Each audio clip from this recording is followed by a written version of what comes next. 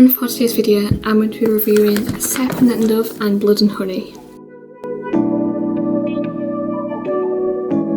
So this video is going to be like all my videos that I started doing, where the first bit is going to be spoiler free. There's going to be no spoilers, so it's kind of just going to be like a summary of the book and whether or not I recommend it. But then the second section, I'm going to talk about a lot of spoilers in this book, you know, a lot of the big main events. So if you're looking to read it and you don't want any spoilers, then there'll be timestamps in the description, so you can just skip past everything. But yeah, I hope you enjoyed this video. So yeah, start with the covers of the book. They were honestly, when it first started, was one of the main reasons I wanted to buy this book, because I thought the covers were so nice. I do think they are really pretty. I think I prefer this cover to Serpent and Dove. I've also seen the cover for Gods Monsters. It's I don't know how well you're going to be able to see on that one, but it's kind of just like a white and gold version of these ones. But yeah, all three I'd say I probably prefer just the original Serpent and Dove cover. But yeah, that is one of the main reasons I wanted to buy it, because of all of the covers. I thought they were just so nice. And like, yeah, it just been recommended to me as like, you know, a good like enemies to lover story.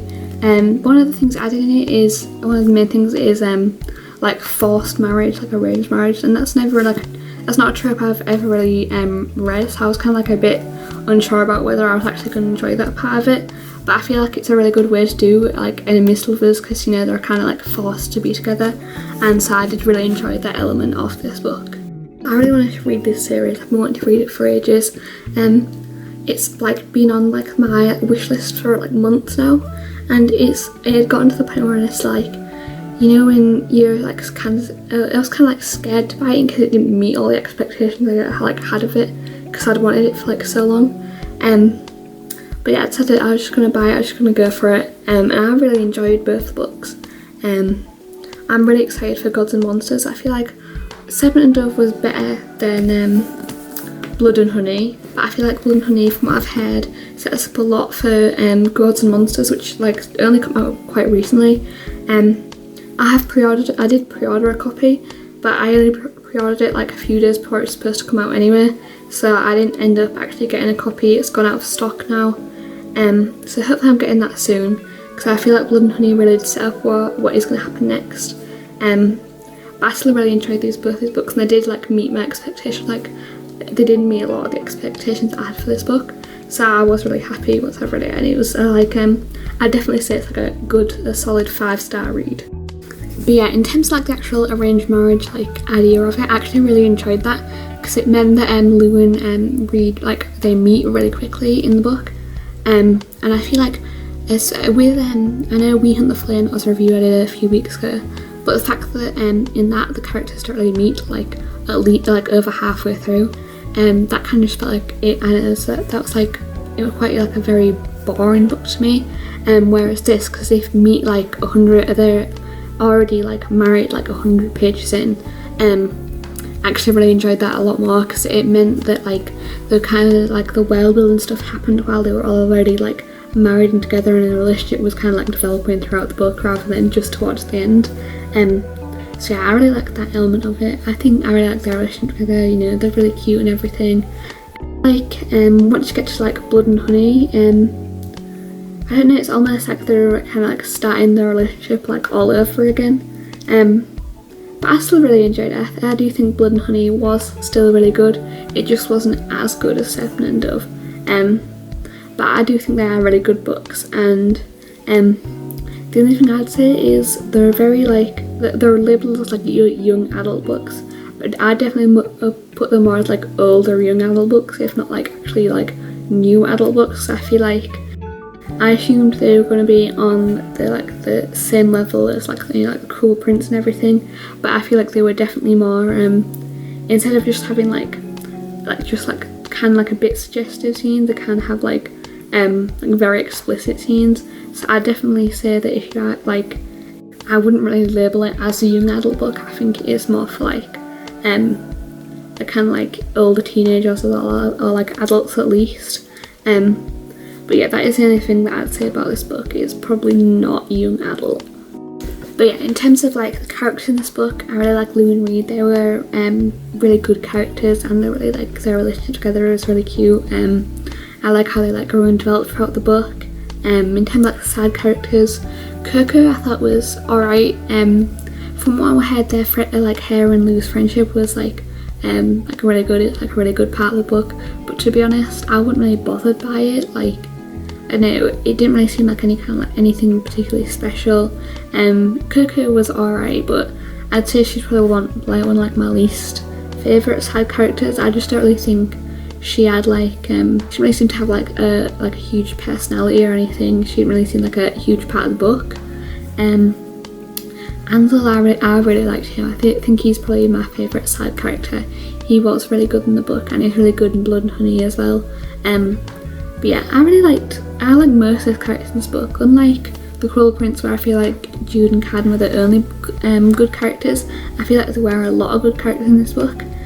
And I feel like Blood and Honey is kind of like Serpent and Dove, like all over again, but over like two separate books. I don't know, I haven't read Gods and Monsters, but I'm assuming Blood and Honey and Gods and Monsters is kind of just going to be like a bigger, more detailed version of like Serpent and Dove, where I feel like Blood and Honey is what we're definitely setting up a lot for whatever is gonna happen in Gods and Monsters.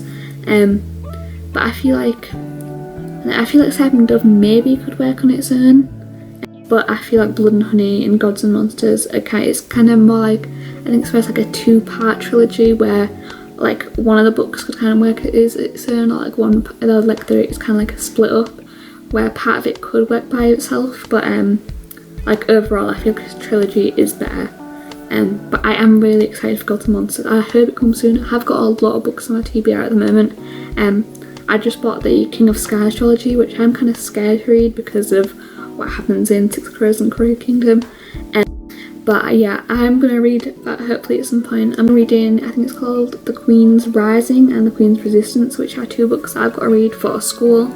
So hopefully I can get them done quite quickly, so then I can move on to the King of Skies trilogy and do a video of that next week, or maybe the week after. But yeah, I did really enjoy this trilogy. I did really enjoy both these books.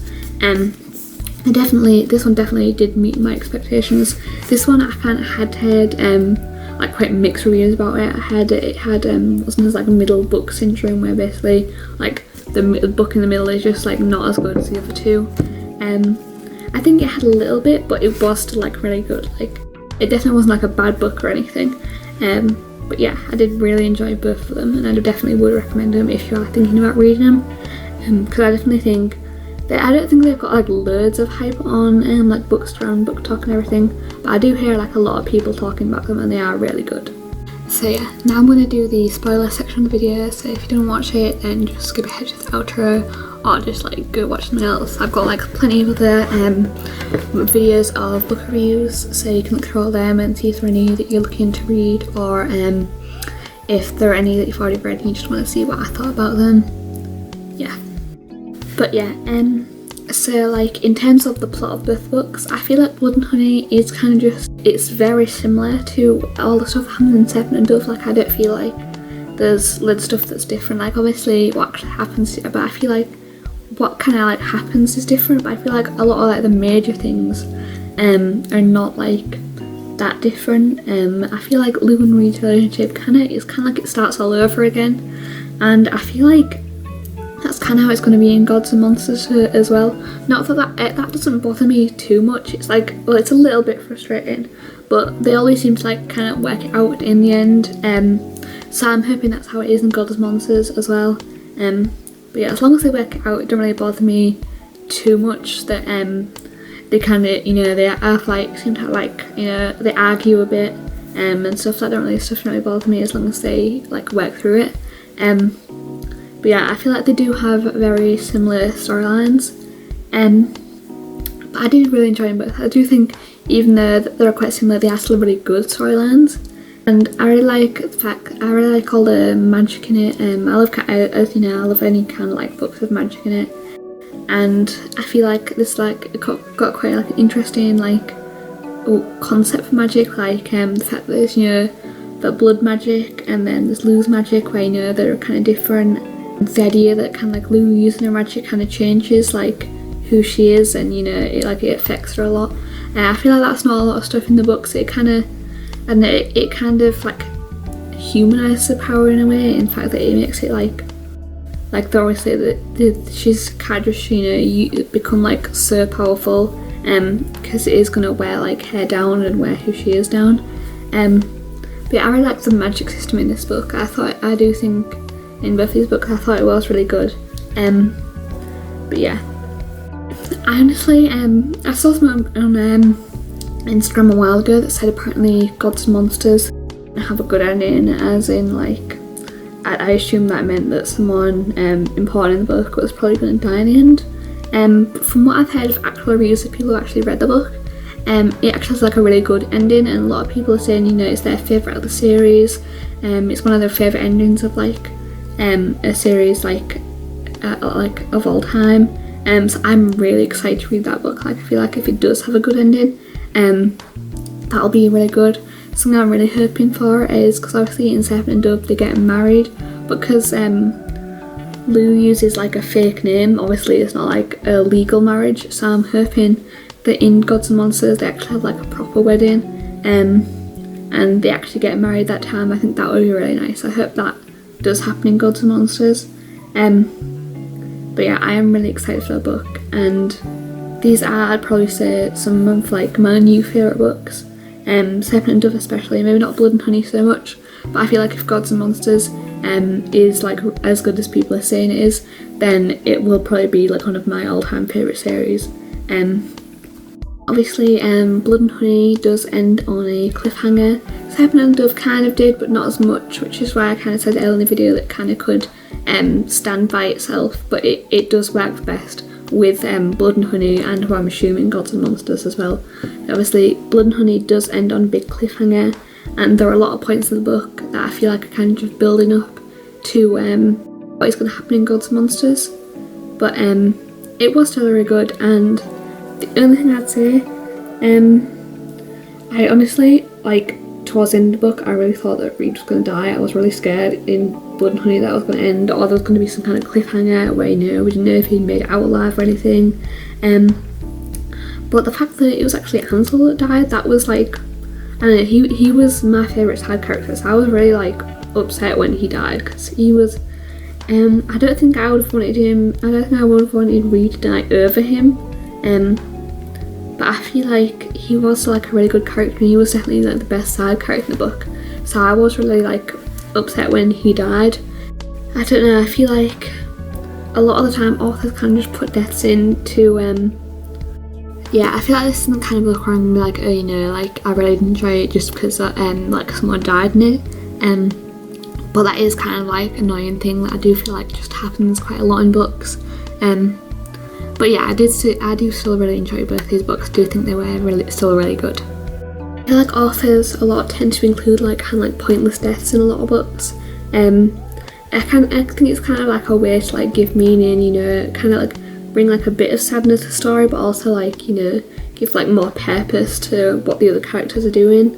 And I feel like Ansel's death was like a quite a pointless death. Like I feel like it didn't really need to happen. I feel like it was just included for like the emotional side of it and the kind of effect that it would have on the other characters. Yeah, I think that's the only like criticism I have of this book is like the pointless death. But a lot of my favorite books do have like unnecessary deaths in them. So I don't think this is going to put me off this book. Yeah, I hope you enjoyed that video. Comment below what you think of Serpent and Dove if you read it, or if you want to read it. At the end of the video is going to be like is a playlist of like all the other book reviews that I've done. I did a book recommendations video as well, and I thought I'd do another one of them. So if you want like a book recommendations video, then just comment that below as well.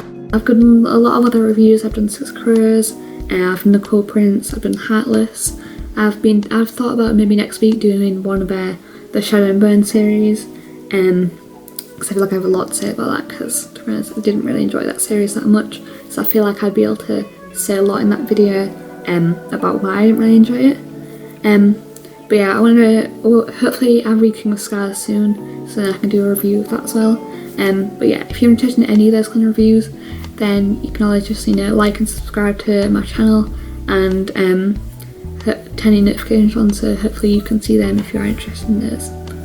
But yeah, I hope you enjoyed that video, and I'll see you in the next one. Bye.